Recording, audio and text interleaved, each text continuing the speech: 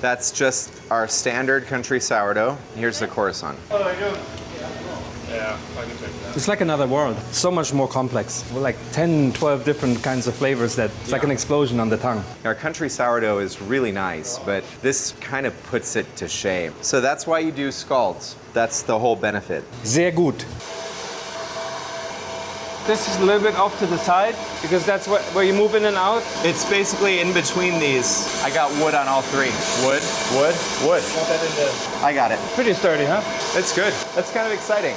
Milling this Khorasan. We made this bread a little over a year ago on the mock mill. Still to this day, people are like, can't wait for that Khorasan again. Will you make that again? Notice like we milled it pretty coarse, not too fine. We bought all these grains a while ago actually, and we started milling them on this like tiny mill. The mill would overheat. It's a beautiful mill. Get yourself a mock mill if you are a home baker, absolutely. But if you're a production baker, you know, you need something a little different. This is now the 183rd New American Stone Mill. It's a 48-inch stone, Vermont granite, and I can mill comfortably around 100 kilos of flour every hour. And that's like running the mill gently, where I can mill it all day without overheating grains or anything like that. When I mill coarse like this, the mill actually goes even faster. So I could actually up the speed of the auger if I'd like to, and kind of be okay, because I'm not milling too fine of a flour. And that means I can actually mill a lot of Khorasan and a lot of buckwheat. Now, the other problem is today we're gonna do boiling pots of water, because that's all I've got. But scaling up on boiling pots of water is not great. Like, what am I gonna have, a whole table of boiling pots of water to make a big batch? Instead, this boiler will dispense up to 25 gallons of boiling water directly into the bowl that I then put the freshly milled flour into. I'll attach it, mix it, and I have a scald. And it's a robust one. Actually, that amount of scald can be matched to about this amount of dough, and now I have a big batch of bread. In the past, on the mock mill, we had to mill forever, and then we had to put boiling pots of water, and there's no way we can efficiently make this bread. So I had to wait over a year to get to this point. Once I get the mill going, I bring these stones closer together, and that makes the stones rub against one another. Now, they're not in any danger, but I'm in danger of a lot of work, because when stones rub against each other, they polish and become really smooth. There's actually a very defined pattern of grittiness and a pattern of grooves in the millstone, which actually allow the flour to mill. And once in a while, I have to restore that pattern with like a hard brush. It's something that I don't have the bandwidth for right now, but it's gonna require that crane, and it's gonna require moving the millstones up and then hand brushing them until they're rough again. I hear it's about 1 day of work, and probably the first time you do something, you can expect it to go longer, so it's gonna be like 2 days my first time. Maybe we'll even capture it on video.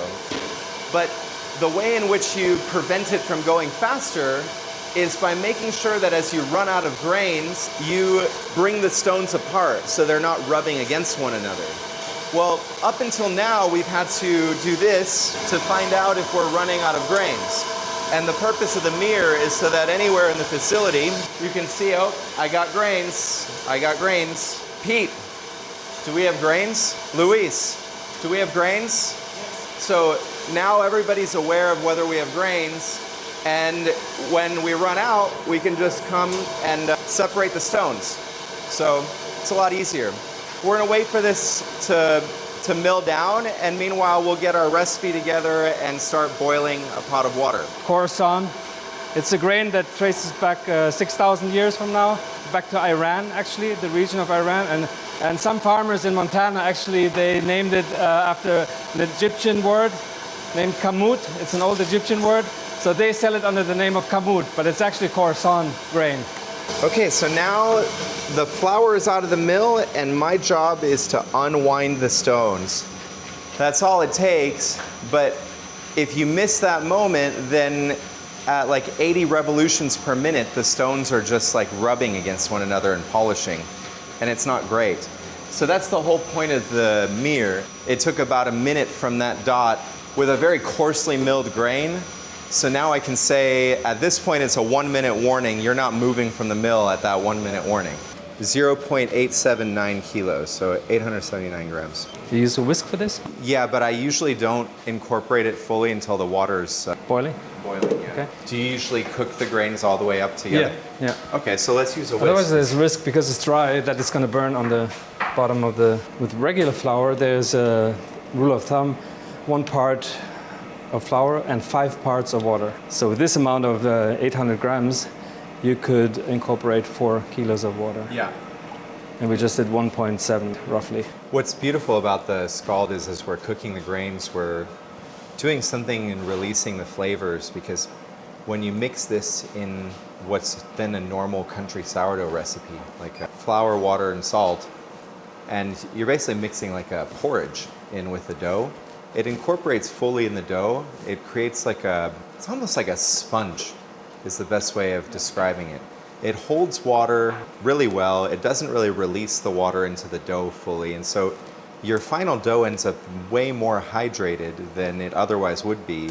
And the way that translates to, somebody enjoying this bread is when you buy a bread that doesn't have a scalded component and it's a wheat bread, in 4 or 5 days, it starts to dry out. It's surprising how well a scald holds moisture. Even 4 or 5 days later, the bread, cuts and is really enjoyable. And so this bread lasts longer. It also receives all the flavor of this really old grain. And can you imagine, they were already, Satkaram was mentioning this, in conversation with me earlier. They were already mixing, wild grasses with wheat at that point to create hybrids. And this is, I guess, a very old hybrid, which is why we can call it an ancient grain.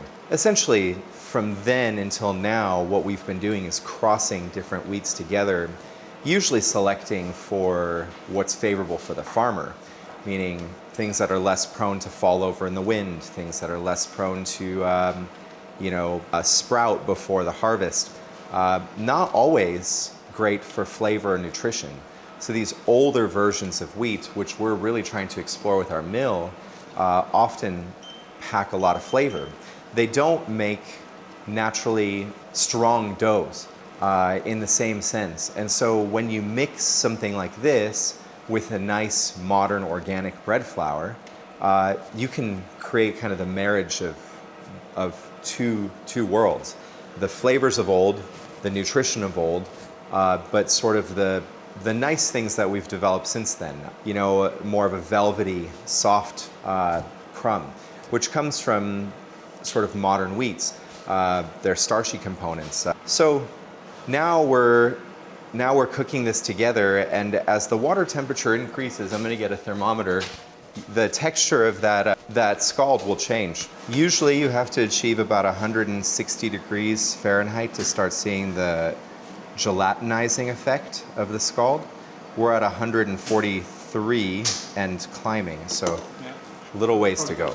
There's another effect in these old grains. There's a protective layer around the proteins, which avoids the breaking open of the protein, which normally happens by physical kneading process.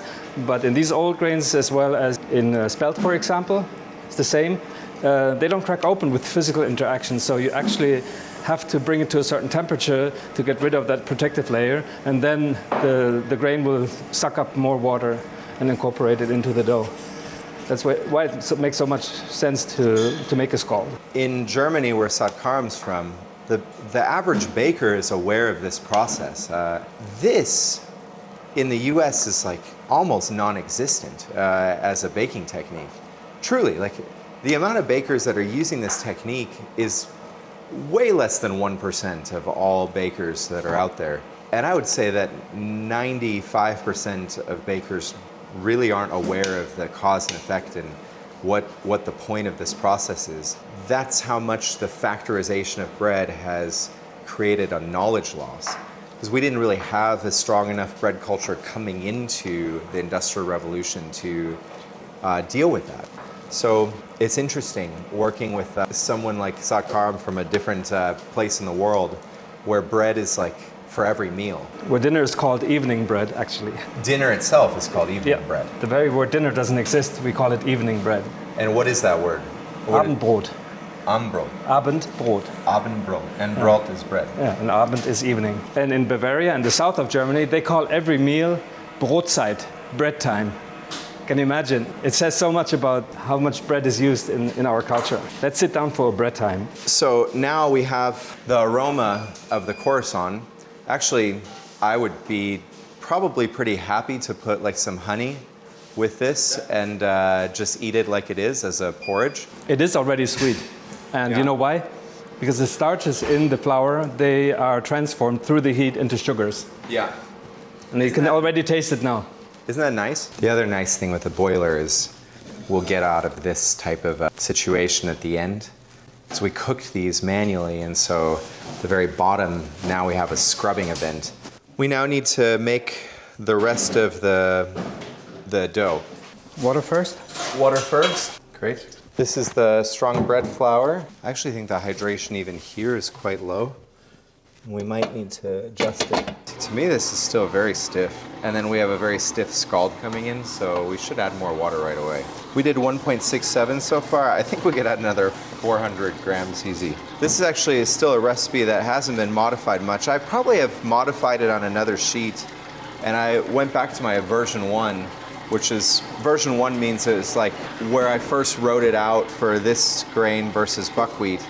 And the truth is like, you know, the buckwheat recipe comes from the Ukrainian bakery, Kyiv, in Kyiv, bakehouse. They're using different grains in a different climate than we are, and so hydration's going to vary from region to region. We were working with a house-milled Rouge Bordeaux together last week, and Sakharam couldn't believe how much water we were adding into it to make a dough. But we went up from 72% hydration to 85, right? Yeah. That's a lot. And so usually like a stone milled flour is in the mid 80s for American grains, but then the flour that we're using here is roller milled organic flour from Central Milling, and usually mid 70s is a good hydration point. So let's actually find out exactly where we are. We're currently at 1.67 plus 400, so 2.071.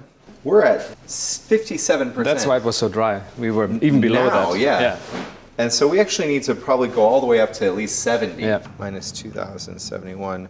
We need 453 more grams of water. The thing is, the autolyse should still have the appearance of like one piece, not like cut up pieces of very dry dough. That's never going to come together. And so it's almost better for it to be wet and a little loose. Also because you're going to have it sit ambient and you don't want to create a skin.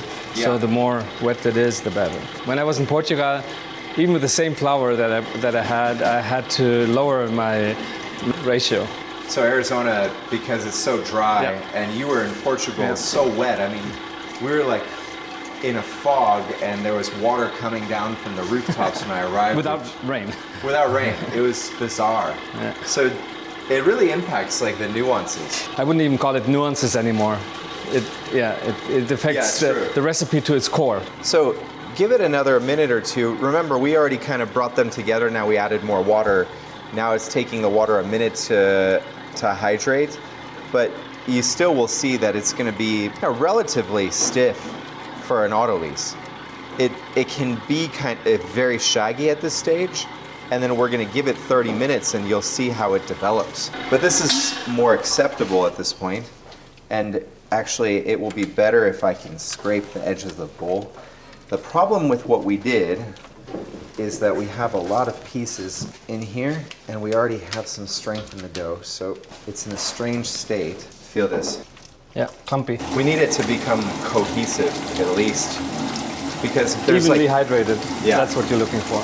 When we were hand mixing in those days, getting this kind of clump was not a great feeling. No. It took forever to work this out. There's still going to be more moisture coming into the dough because the sourdough starter is also quite wet. So this is a starting point. The final dough will be just slightly more hydrated than this. Take note how the dough is not keeping together when you pull it, it's just ripping apart immediately. In 30 minutes time we will do the test, how it changed. Okay, so I'm just adding the honey. Adding it to the scald is kind of a gentle way of incorporating this into the dough. Honey is kind of a weird thing. It doesn't really like to dilute in water very easily. The scald's still warm. I have an interest in stirring the scald to cool it down, and so I'm kind of completing two things in one by incorporating the honey into the scald. So then it'll gently layer into the dough in the next stage of the mixing because it's already been distributed pretty nicely. It's probably going to combine a little with the moisture in the scald as well. It would be completely acceptable to use cane sugar or, you know, something else to, but the honey is, I think, more in alignment with the overall investment in the process, meaning, you know, we're working with locally grown grains, or we're working with these ancient grains. We're going through the trouble of milling them and making them into a porridge, and we're using an organic bread flour and going through the process. Cane sugar is a highly refined thing. Takes a lot of energy to produce. It doesn't grow anywhere near here, you know, whereas I like working with honey. I like the complexity of the flavor. It's just a nicer overall ingredient for me. It's porridge that you can eat like this. Yeah. Nice. I'd be quite satisfied with it. Actually, I might add a little salt, which, I mean, we will to our bread. So now you can start to imagine how this is going to be in the bread. Super nice. Okay, now off to the fridge we go, and in 30 minutes we'll use it. So we're just adding the amount of starter that we need for this formula now. We reverse scaled it into the bowl, and now it's just resting on top of our autolyse. No big deal. We're going to now measure the salt into this small container and rest it right next door. And so now our mix is entirely prepped. We have the scald cooling down in the fridge. We have the salt. We have the flour and the water in the autolyse. We have the sourdough starter, and the honey is a part of the scald at the moment. So all the components of the mix are together. We just need to wait for the autolyse to finish. We need to add the scald to the dough, mix our final dough, and begin the bulk fermentation. You can already see there's a way that you can pull a little bit. Right? So there's something developing here, some gluten structure. It's not very elastic yet, but so wait another 15 minutes and it'll change even more. We are ready to get the Khorasan mixed together. I'm taking the scald, which has cooled down to room temperature. This comes from Germany too. This was a nice gift from Sourdough. They're like a wider base, but plastic, and this is the comparison. So he was watching my videos, and actually he sent me a couple of these in the mail last year, and I really enjoyed them. This year he brought me a lot more. For certain tasks, they're like really convenient to have different, it's also nice. In Portugal, you were working on marble. Yeah. And metal ones, they destroy the marble. Yeah. So I enjoyed working with them there. And here's the salt. I'm going to check our base dough. It's no longer really clumpy. Look at, it's like, How developed, huh? yeah, just by time. Less than half an hour. Yeah. We're going to add the salt and then get the mix going. What's really satisfying about this bread is it's in many ways a culmination of a lot of the things that we've learned over the years. It reflects kind of the local milling. It reflects deep flavor of ancient grains. It's a high quality bread flour. It's still like a nice soft wheat loaf that's really palatable. Potential for frustration if you start with this kind of grain.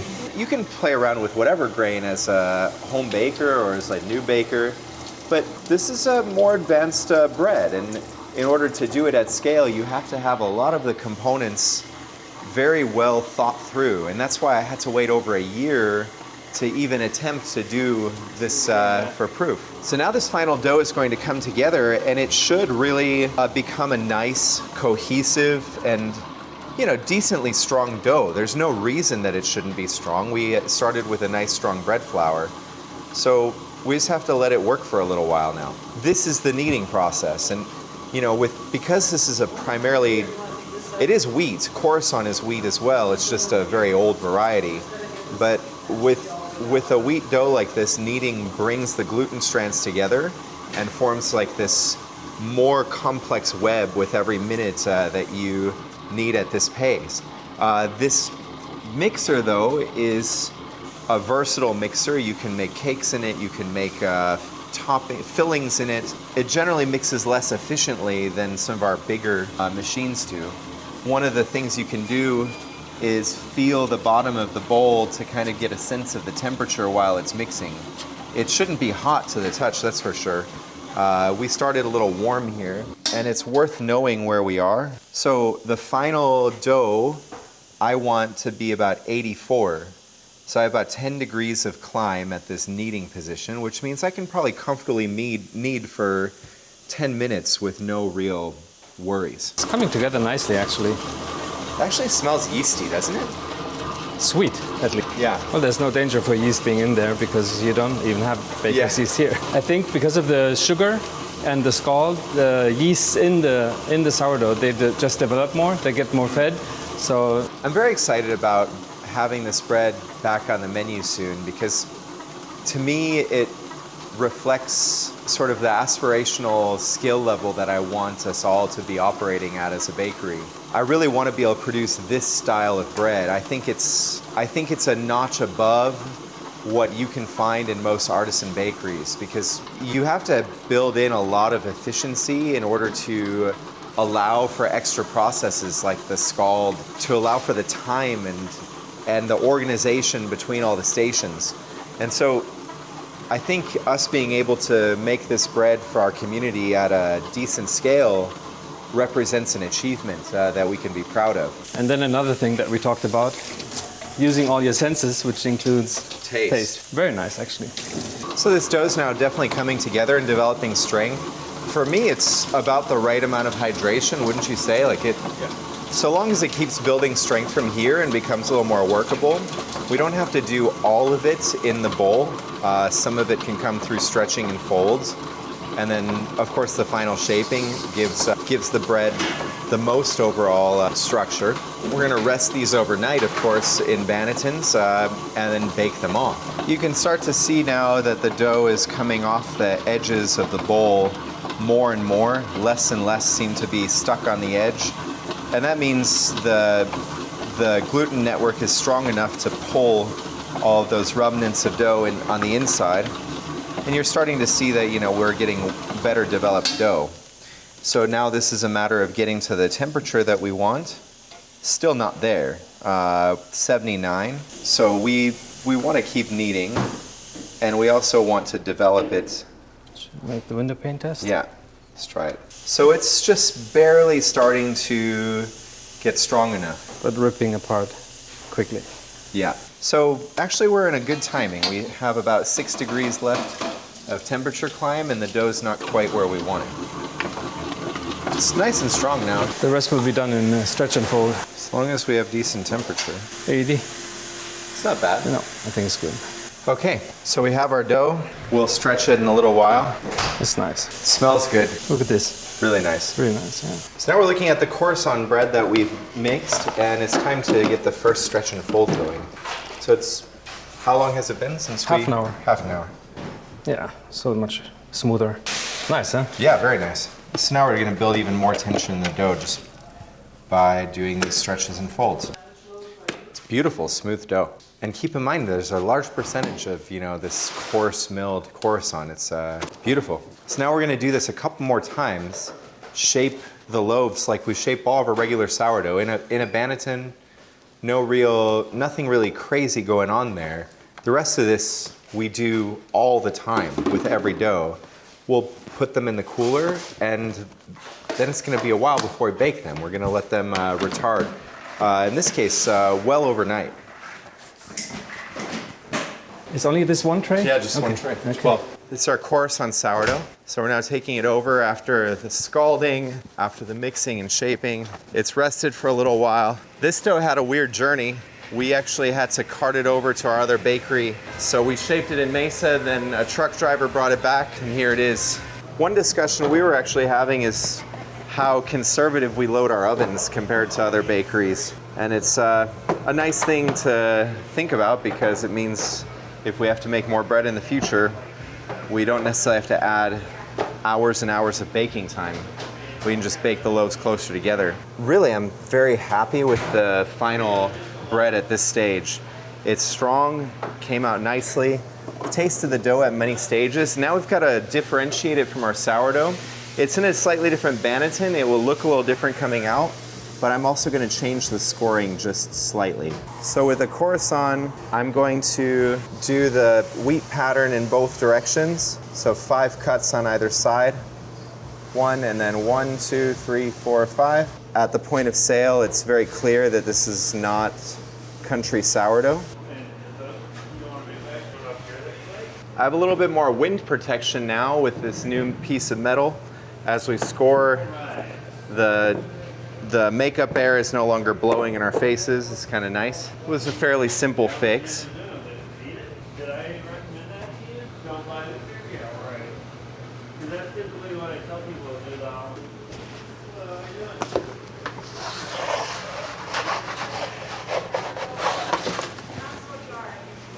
Okay. Set a timer for 18 minutes. All loaded up. Okay. They look good, huh? All of them look good. Beautiful ears. It's going to be a delight to see how those come out. So it's taken a year to bring this loaf to life in this context. The last time we made it, it was not a sustainable product. We would never have been able to put it on the menu. We would have lost a lot of money making it. And we would need like extra people working for us just to make this bread. Now we've waited for a mill. You know, we've gotten the mill set up. We've learned how to mill. We've got the boiler. We're going to be able to do these scalds at scale. We're adjusting to the current conditions. I adjusted the recipe today. This is a test product.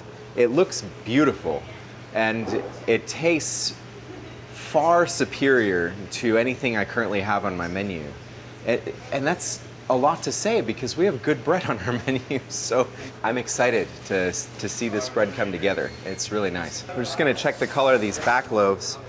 I'm gonna send these front loaves back to get a little bit more color. You know, I can almost smell the honey. It smells really good, this bread. This one needs a touch more color. All of them actually do. But it's nice to rotate them and give them a more even bake. Yeah, it really, like, one of the defining features of this grain is the crust that it forms. It's very distinctive. Do you smell the honey at all right now? I can. Caramelization of the honey is a special scent. This bread needs to bake a little bit darker than the appearance of our country sourdough. Otherwise, you miss out on all the benefits of that Khorasan crust, because that's where the flavor of this bread really lies, is that Khorasan crust. You will have a nice spongy interior from the scald. And the flavor of the crust will go through the whole crumb as well over time. Oh, that's an interesting thought. What's the... The caramelization is happening on the outside. Yeah. And the flavor profile of the caramelization will actually go through the crumb as well, if you give it a little time. That's why after half a day the bread actually tastes better. Yeah, that's why like at 8 or 10 hours is better in a wheat bread. That's the effect of that. You have warmth out of the oven at like 2 hours, but you actually don't have much flavor yet, and the flavor builds over the course of the day. Yeah. Interesting.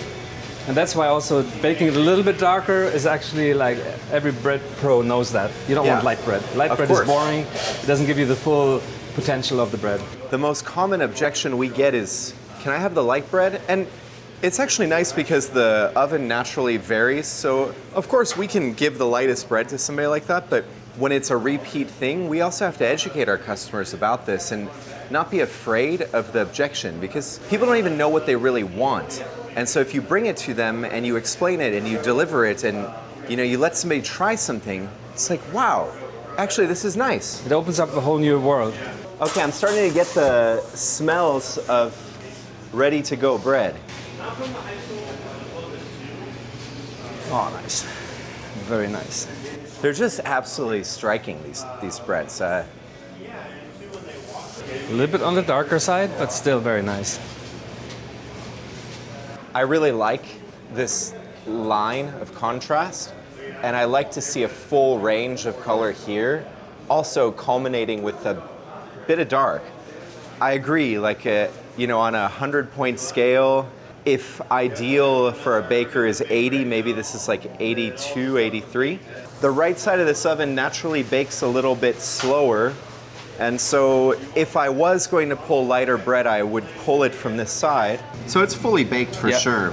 We said yesterday 204 is about what we know about gelatinization fully. But you see, the crust isn't developed yet. Yeah. And so it's completely okay to let it bake a little longer and develop that crust. Because once it's fully baked, the color comes quick. 1 minute can matter, especially in the hot part of the oven. Are these going to be sold today? You know, we have 12 of them. We got to do something with them. So I'd say we're going to steal a few for ourselves, and then we'll, Probably send a message out, huh?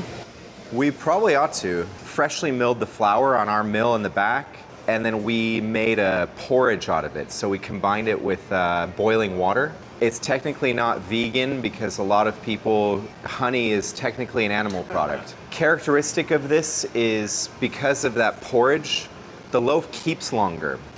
How beautiful this came out. Still very warm, so maybe a little bit too early, but we couldn't wait to slice it. Still very complex. A little bit acidity also. If you squeeze it, you hit a nice crackly sound.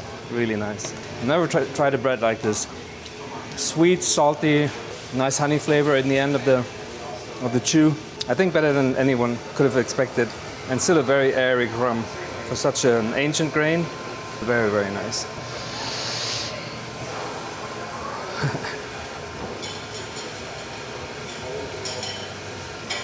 Can't get enough of this.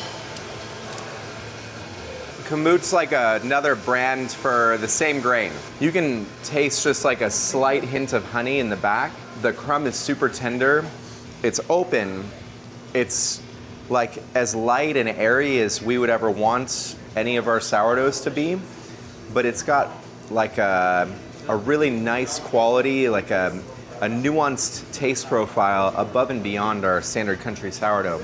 It's going to taste even better in a few hours as it just ages a little bit more, like probably the 8-hour mark. We're currently like 30 minutes in. We couldn't wait any longer. And it's surprisingly not sweet, which I like personally. It has that scent of honey when you smell it, but it's actually a real bread. A little bit darker. Yep. A little darker. Yep. That's just from the grains.